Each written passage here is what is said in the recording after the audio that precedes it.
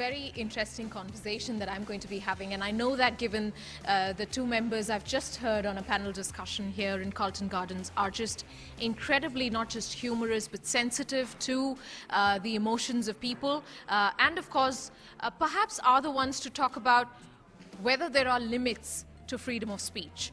Martin and Naiza, both of them artists. Naiza has her studio for the last 24 years in Karachi, and Martin has probably the reputation of getting the nose and the eyes and the eyebrows of David Cameron and several other political readers right with his cartoons, and also as a writer. Thanks very much indeed for talking to us. The question is, Martin, I'm just curious. You on a daily basis create these pieces of art, which obviously at many other times are seen as offensive, and that's meant to be that way.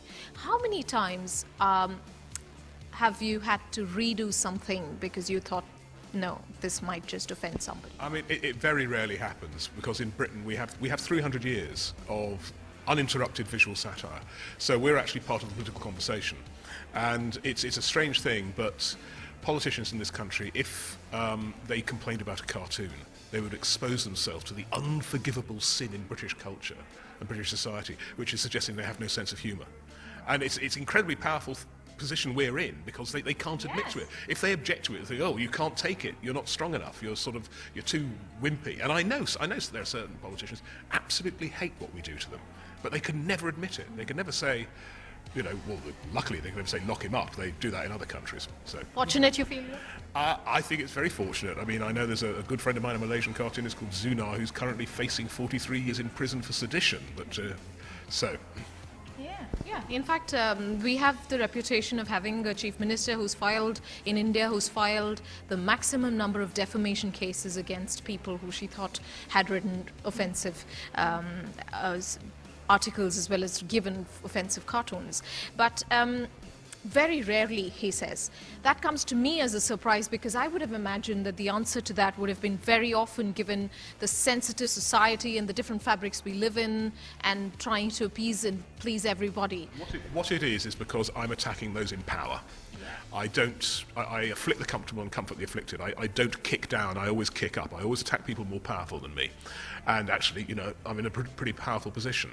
So you look pretty foolish if you start up a huge wave of a Twitter row or something like that to protect the sensitivities of the British finance minister, you know, as opposed to protecting the sensitivities of a particular group of people who are disadvantaged. So I'm not going to be attacking them anyway, because I'm not that kind of cartoonist. But you get attacked too. You hit the death threats. How do you deal with that? Oh, well, death threats by email.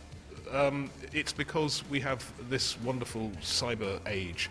Means that in the old days people had to go and buy some green ink, they had to go and write it out, they had to find a stamp, they had to find the address of the newspaper, they had to walk down to the post box and then post it, and most people gave up when they couldn't find a stamp. Now you just have kids. I mean, I've got stuff, I know they're from kids in their bedrooms in the Rockies, and they don't know where London is, they haven't got a passport, but they just send an obscene message and press send, and they think there's no comeback. And that's the revolting thing about the modern age, is people can behave like mobs anonymously in the digital realm. But you just... So what do you do? Do you just cool off, you just have green tea and think about the next word? I press the delete button. Okay. Very important advice indeed. Naiza Khan, you have had a lot of work your work has been in terms of gender neutrality, gender equality back there in Pakistan. I would imagine you impose a level of self-restraint given the background, given the place you belong to and where your art is majorly seen. Well, I think definitely you have to see what the boundaries are, you have to see what the lines are, and often in a place like Pakistan and within the art world, because it's really below the radar of a lot of scrutiny, which is a good thing for many reasons. I feel that you don't know where the line is. There's no spoken, written line, this is what you cannot do, which possibly would be easier to deal with if that were the case. But I think as an artist, one is constantly negotiating that invisible line, and often artists do come up against it and, you know, hit their head against that wall, and often, you know, that's quite injurious to their careers or to themselves or whatever project they're doing. So I think you have to kind of constantly test the waters, and I don't think you can live in that kind of la-la land that, you know, it's going to be all right, and that I think more and more I sense that, you know, you have to be more vigilant, you have to be more careful about what you're saying and what you're doing in your work. And I have seen, you know, artworks, artists having a hard time often with that invisible line. Sure. You personally, have you had to redo something? In your own mind, have you thought something could be offensive?